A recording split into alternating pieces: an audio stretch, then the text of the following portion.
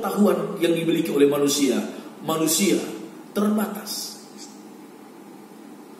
Mazmur 39 ayat 4 dikatakan, pemazmur berkata, "Ya Tuhan, beritahukanlah kepadaku apa ajalku dan bagaimana batas umurku, supaya aku mengerti betapa fananya aku." Saudara-saudara, manusia terbatas dalam banyak hal, bahkan hampir dalam segala hal. Manusia terbatas dalam segi kemampuan. Manusia juga terbatas dalam segi intelektual. Manusia terbatas dari segi umur, usia, dan lain-lain. Saudara bisa bayangkan, sudah sekian bulan lamanya virus ini merajalela di seluruh dunia, tetapi sampai hari ini belum ada manusia dalam segala keilmuannya dapat menemukan obat yang tepat 100% dapat membunuh virus atau kuman ini.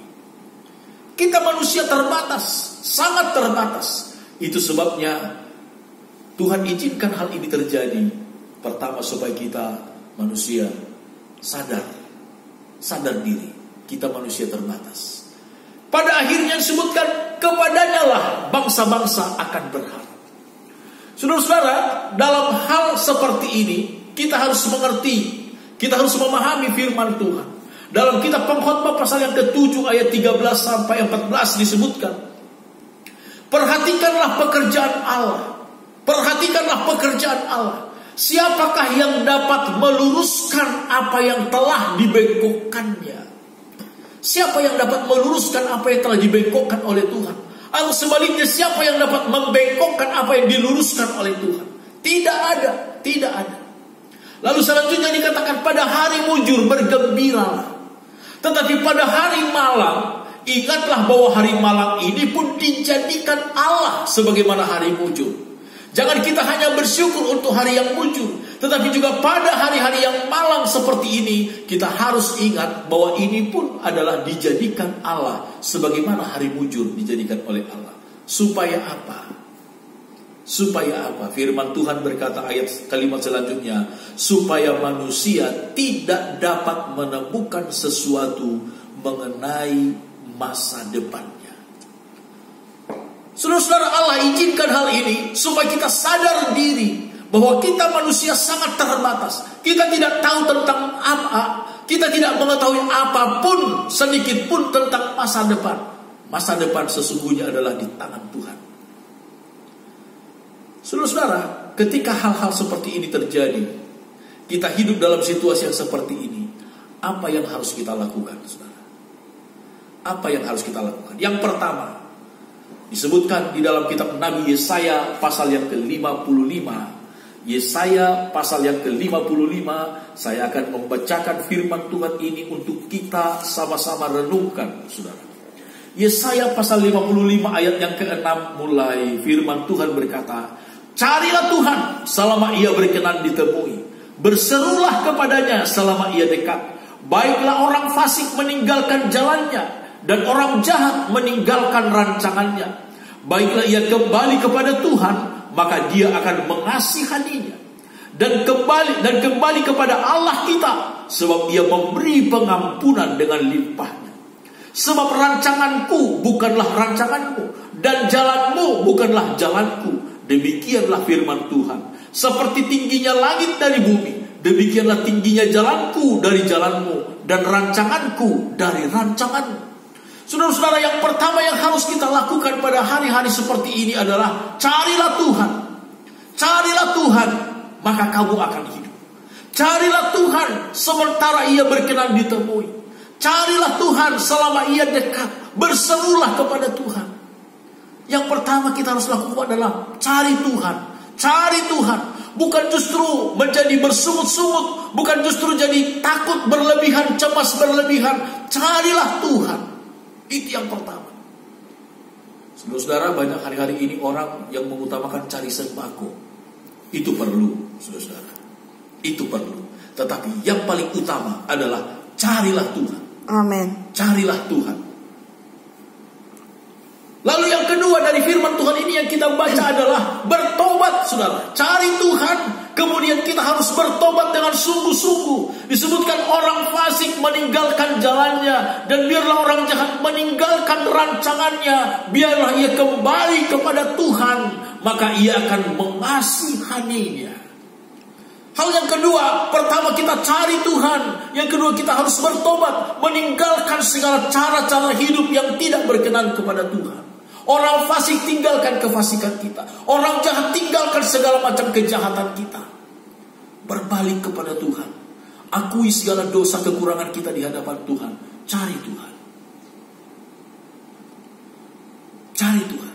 Yang ketiga, saudara-saudara, di dalam ayat yang ke-8 disebutkan, sebab rancanganku bukanlah rancanganmu, jalanmu bukanlah jalanku. Demikianlah firman Tuhan, seperti tingginya langit dari bumi, demikianlah tingginya jalanku dari jalanmu, dan rancanganku dari rancanganmu. Saudara-saudara, yang ketiga adalah kita percaya sungguh kepada jalan Tuhan. Kita percaya sungguh kepada rancangan Tuhan yang ajaib. Hari-hari ini kita mungkin tidak mengerti apa yang sedang terjadi dalam hidup kita. Mengapa Tuhan izinkan hal ini? Mungkin kita mulai takut dengan ekonomi kita, dengan usaha pekerjaan kita. Mungkin kita mulai takut dengan keluarga kita. Tetapi sesungguhnya kita tidak mengerti apa rancangan Tuhan dalam hidup kita. Dalam kitab Nabi Yeremia di 29 dikatakan di sana, aku tahu persis rancangan-rancanganku bagimu adalah rancangan yang penuh dengan damai sejahtera. Jadi kita percaya rancangan Tuhan bagi kita adalah rancangan damai sejahtera. Yakini, imani itu. Tuhan tidak pernah merencanakan sesuatu yang tidak baik untuk kita. Di balik wabah ini, yakin ada maksud Tuhan yang indah dalam kehidupan kita, untuk bangsa dan negara kita, untuk kota Jakarta kita. Imani. Karena firman Tuhan berkata, rancanganku bukanlah rancanganmu, jalanmu bukanlah jalanku. Dan rancangan Tuhan bagi kita adalah rancangan yang indah, untuk memberikan damai sejahtera, untuk memberikan masa depan yang penuh harapan bagi orang-orang yang mau mencari Tuhan, bagi orang-orang yang mau bertobat sungguh-sungguh di dalam Tuhan. Yang berikutnya, saudara-saudara, apa yang kita lihat dari firman Tuhan dalam kitab 1 Tesalonika pasal yang ke-3 ayat 1 sampai ayat yang ke-4, supaya kita jangan menjadi goyah iman. Dalam keadaan yang seperti ini, firman Tuhan dengan jelas berkata kepada kita, kepada jemaat di Tesalonika, disebutkan supaya jangan ada yang goyah imannya. 1 Tesalonika pasal yang ke-3, saya membaca mulai dari ayat yang ke-3. Supaya jangan ada orang yang goyah imannya karena kesusahan ini. Kamu sendiri tahu bahwa kita ditentukan untuk itu. Menghadapi masa-masa yang sukar seperti ini, firman Tuhan berkata, jangan ada di antara kita yang goyah imannya. Untuk itu, bagaimana caranya supaya iman kita jangan goyah? Renungkan firman Tuhan. Kesempatan ketika hari-hari ini kita banyak berada di dalam rumah, saudara-saudara, banyak-banyak merenungkan firman Tuhan, supaya iman kita jangan goyah. Jangan hanya mendengarkan penjelasan berita-berita dari televisi, jangan hanya membaca berita-berita dari grup WhatsApp dan lain-lain sebagainya, dari Facebook yang seringkali justru mendatangkan ketakutan yang bertambah-tambah di dalam hati kita. Baca firman Tuhan, baca janji Tuhan, renungkan firman Tuhan. Jangan goyang iman kita. Tapi iman kita harus semakin teguh, semakin kuat di dalam Tuhan.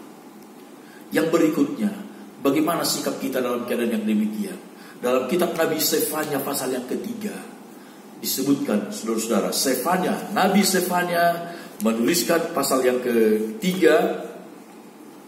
Kita membaca firman Tuhan berkata demikian. Sefanya pasal yang ke-3 ayat yang ke-11 sampai ayat yang ke-13. Pada hari itu engkau tidak akan mendapat malu karena segala perbuatan durhaka yang kau lakukan terhadap aku. Sebab pada waktu itu aku akan menyingkirkan daripadamu orang-orangmu yang ria congkak, Dan engkau tidak akan lagi meninggikan dirimu di gunungku yang kudus.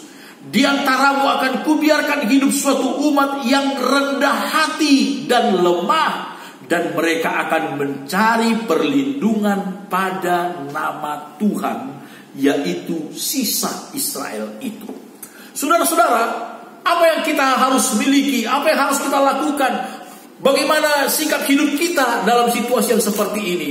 Firman Tuhan mengajarkan kita, biarlah kita menjadi satu umat, menjadi umat yang rendah hati. Menjadi umat yang rendah hati. Jangan lagi menjadi orang yang ria congkak di hadapan Tuhan. Jangan. Hampiri Tuhan dengan segala kerendahan hati kita. Hampiri Tuhan. Jangan lagi menjadi orang Kristen yang sok jago. Saudara-saudara, tidak ada orang Kristen yang sok jago. Biarlah kita menjadi orang Kristen yang rendah hati di hadapan Tuhan. Amin. Orang Kristen yang lemah. Merasa diri kita lemah. Merasa diri kita tidak berdaya. Mengakui bahwa kita manusia terbatas di hadapan Tuhan. Itu yang disebutkan oleh firman Tuhan. Dalam kitab Injil Matius pasal yang ke-5, dalam ucapan bahagia, Yesus berkata, berbahagialah orang yang miskin di hadapan Allah, karena merekalah yang mempunyai kerajaan sorga. Saudara-saudara, orang miskin di hadapan Allah, orang yang merasa lemah di hadapan Allah, orang yang rendah hati, Tuhan biarkan hidup. Tetapi justru orang-orang yang congkak, orang-orang yang so jago, orang-orang yang merasa hebat, Allah singkirkan. Tetapi orang-orang yang rendah hati Allah biarkan, Allah pelihara kehidupan mereka. Saudara-saudara, disebutkan orang-orang yang rendah hati, orang-orang yang merasa lemah, mereka mencari perlindungan kepada nama Tuhan. Firman Tuhan dengan jelas berkata, barang siapa yang berseru kepada nama Tuhan, mereka akan diselamatkan oleh Tuhan. Saudara-saudara, pada hari-hari ini, biarlah kita berseru kepada nama Tuhan.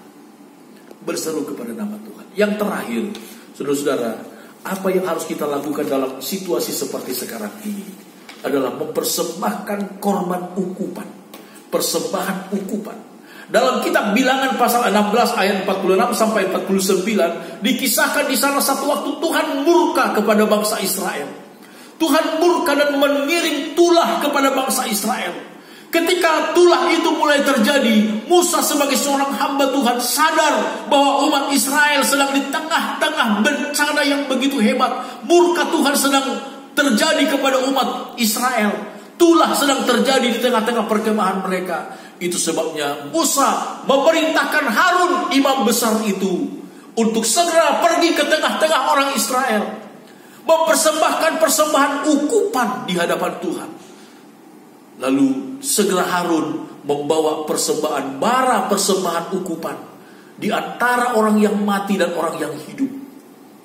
Ketika Harun mempersembahkan ukupan itu di antara orang mati dan orang hidup, kata Alkitab, maka berhentilah tulah itu. Saya tidak tahu berapa banyak yang sudah meninggal saat ini di tengah-tengah bangsa dan negara kita Indonesia. Tetapi di tengah-tengah bangsa Israel pada masa itu dalam sekejap 14.000 orang mati kena tulah. Tetapi ketika korban ukupan dipersembahkan oleh seorang imam besar di hadapan Tuhan, firman Tuhan berkata tulah itu berhenti. Saudara-saudara, korban ukupan ini bukan korban biasa, bukan korban persembahan harian, bukan korban persembahan sembelihan, bukan. Tetapi ini adalah korban yang khusus, sangat istimewa, mengadakan pendamaian antara Allah dan umatnya, bangsa Israel pada waktu itu.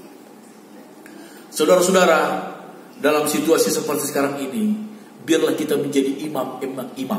Bukankah kita semua orang-orang yang dipanggil, dipilih oleh Tuhan adalah orang yang disebut sebagai imam-imam yang rajani, imamat yang rajani. Biarlah kita mempersembahkan ukupan di hadapan Tuhan. Apa itu ukupan saat ini? Yaitu doa syafaat.